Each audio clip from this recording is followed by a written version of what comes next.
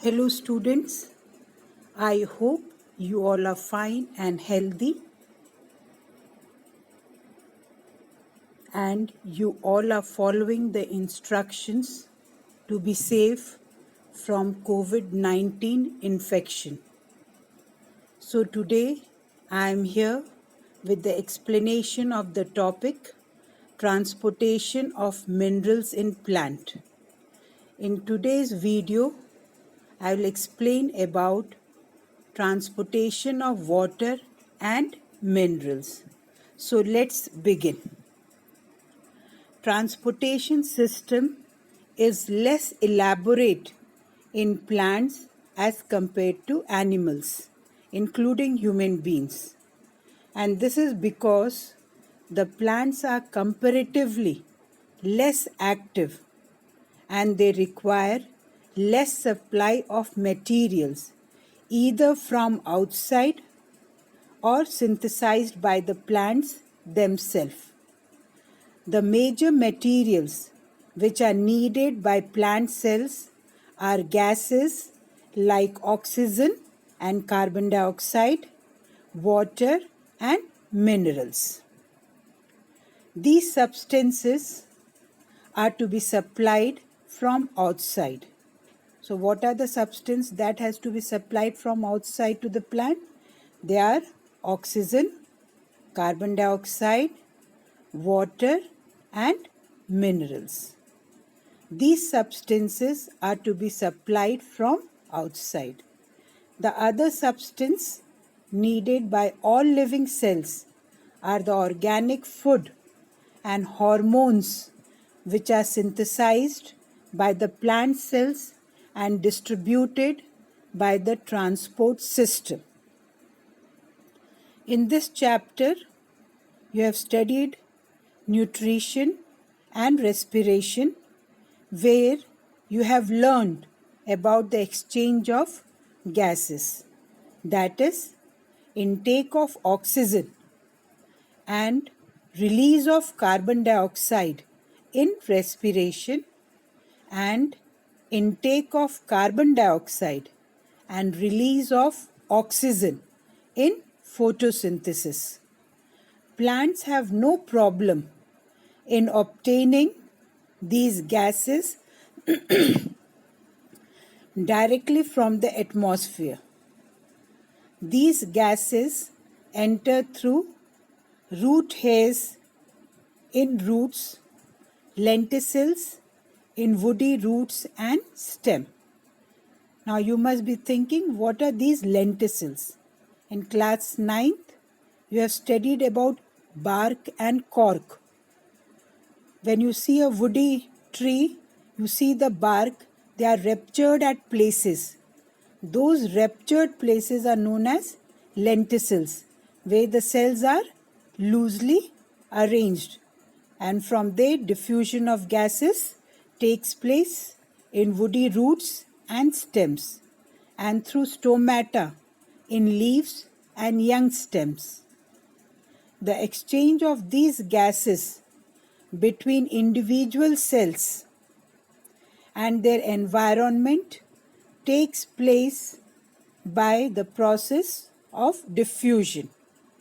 You already know what is diffusion.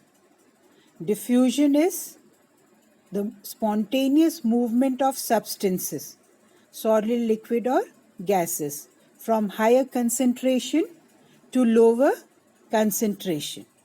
And in class 9th, you must have also studied about osmosis. Osmosis is movement of water from higher water concentration to lower water concentration through semi-permeable membrane, or in other words, movement of solvent from low solute concentration to high solute concentration through semi-permeable membrane.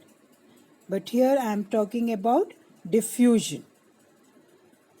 Now, in plants, the water and minerals are absorbed mainly from the soil and then transported upwards through special tissue system. In class 9th, you have already studied about the plant tissue, and you must have studied about simple permanent tissue and complex permanent tissue. And complex permanent tissues are of two types, xylem and phloem. And you must have studied that xylem helps in the transportation of water and phloem helps in the transportation of food.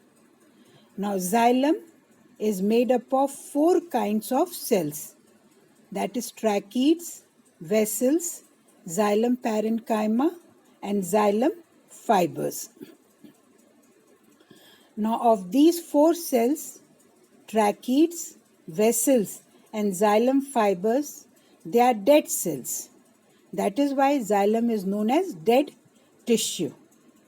And of these 4 cells, tracheids and vessels are mainly responsible for the transportation of water. On the screen you can see in the figure that tracheids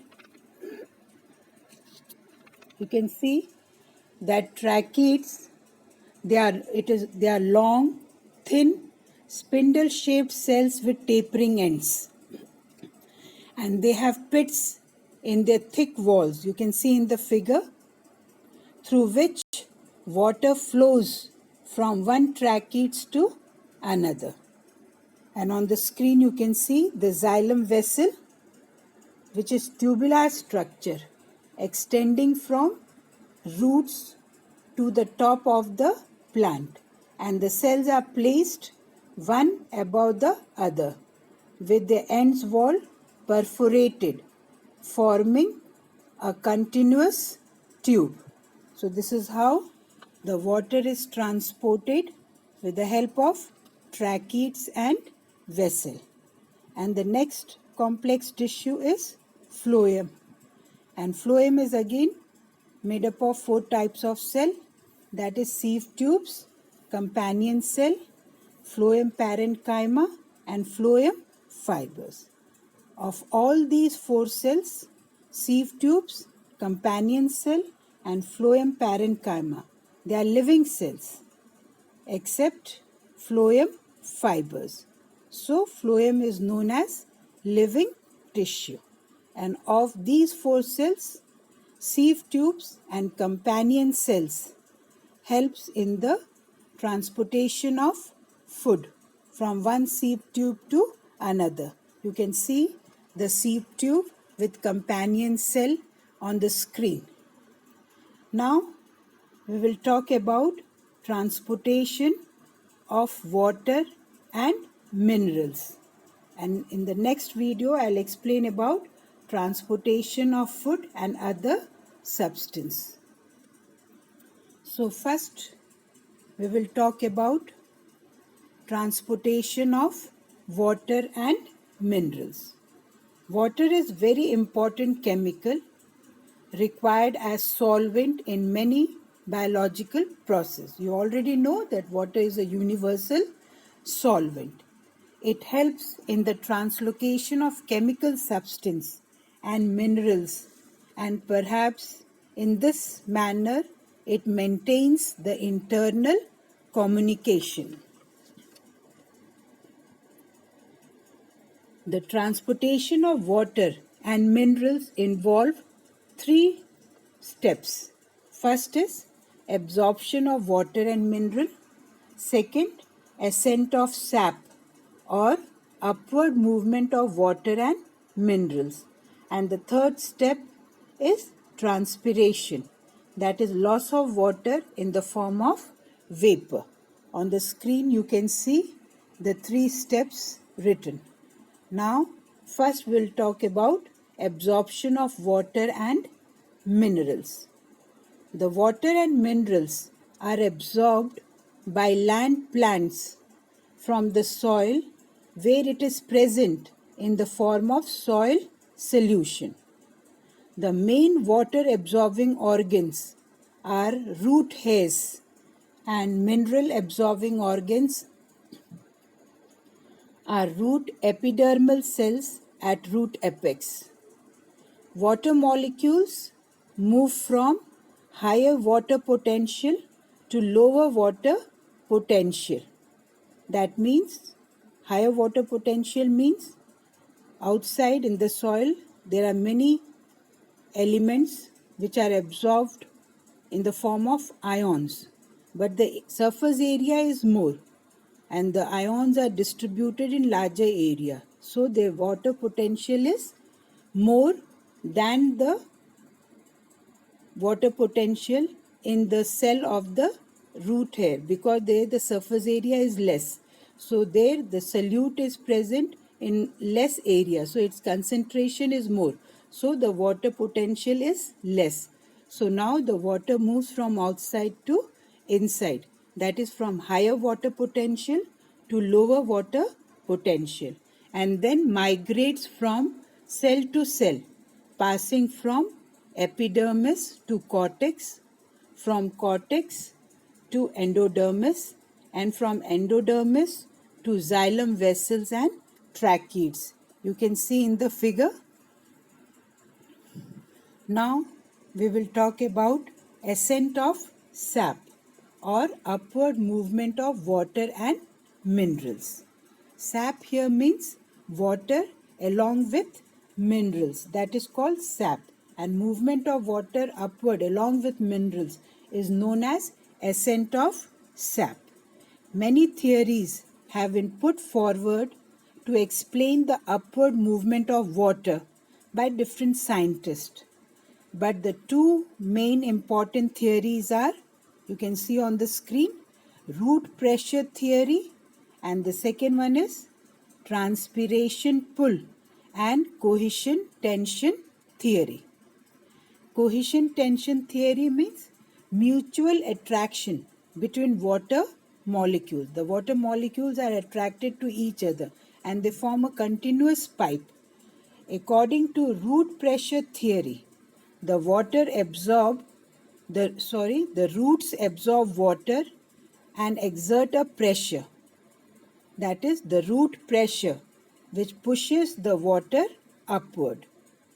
The root pressure develops in the trachary element of xylem, that is tracheids and vessels.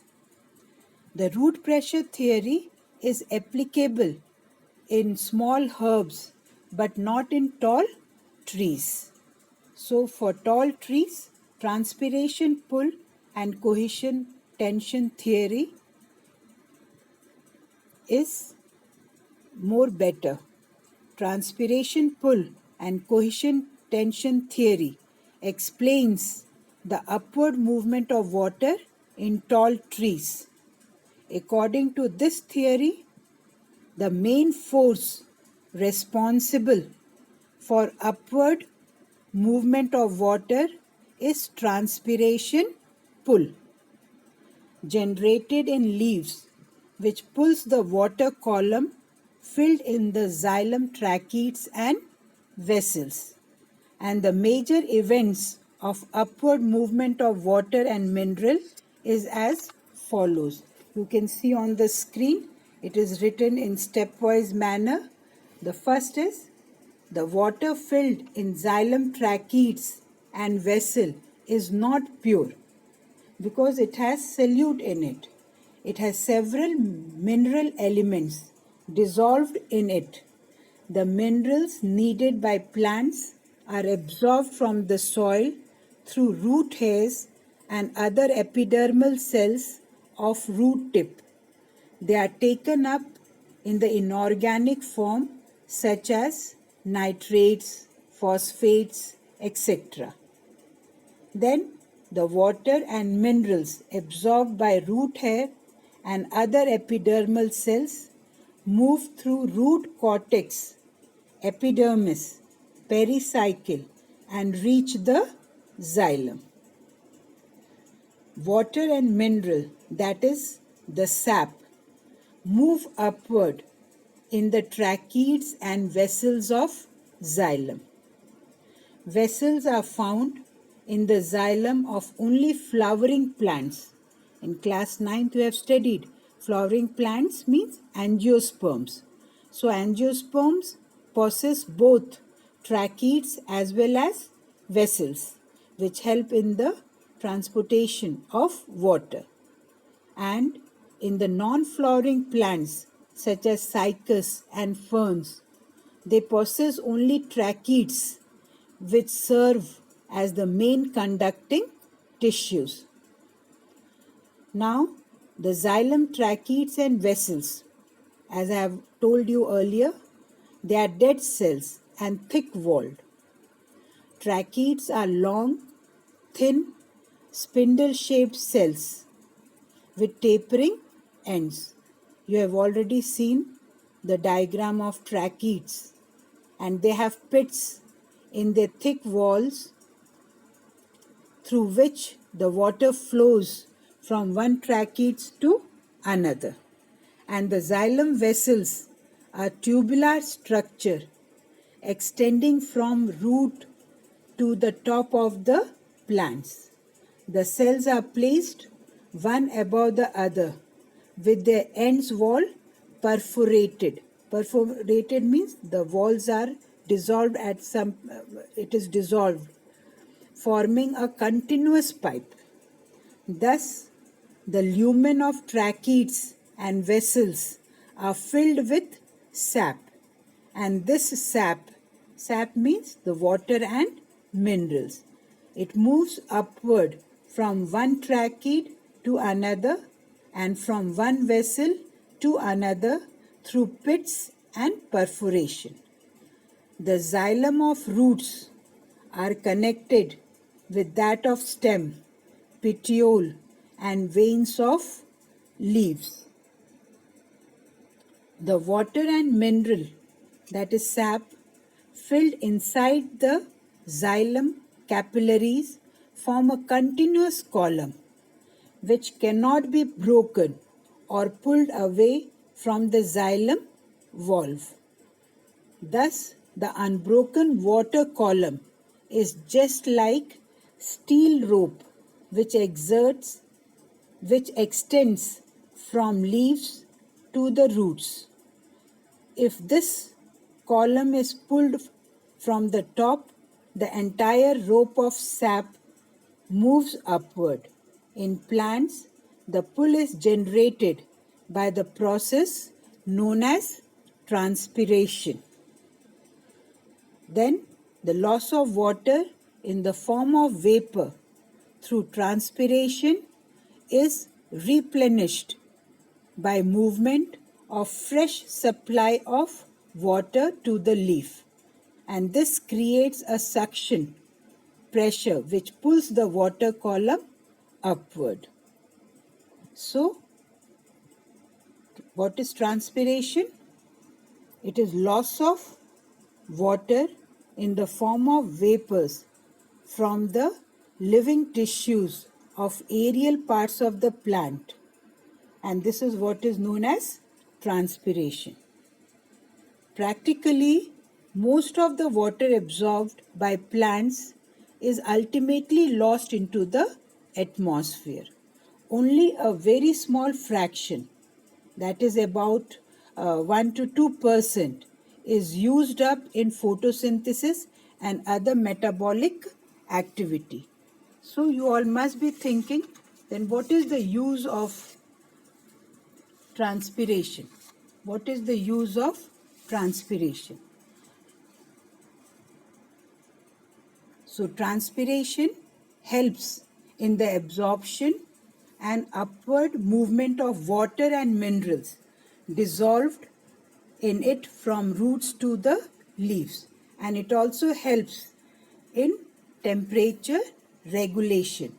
So the question is generally asked in the examination, what is transpiration and why it is important? Or it is asked why transpiration is known as necessary evil. So already I have explained you why it is important, because it helps in the absorption and the upward movement of water, because due to transpiration only the suction pressure is created and the water is pulled up along with minerals, and it also helps in the temperature regulation. And you must have observed also, when you stand under a tree or you stand outside away from the tree, you can feel the difference in temperature. Always the temperature below the tree is little lesser than the temperature outside the area of the tree. And then on the screen you can see the difference between xylem and phloem. Already I have explained you what is the function of xylem, what is the function of phloem, what are the different types of cell of the xylem and phloem. Read from the difference between xylem and phloem and make a note in your classwork copy. Now here comes the assignment related to this topic. The first question is name the two conducting tissue in plants. I am sure you will be able to answer after listening to the explanation and reading the content. Name the elements responsible for the transportation of water and food in plants. Third question, what is ascent of sap? Fourth question, how are water and minerals transported in plants? And lastly, what is transpiration and its significance? So students, be safe, be happy, keep doing your work. Hope to see you all soon. Good luck.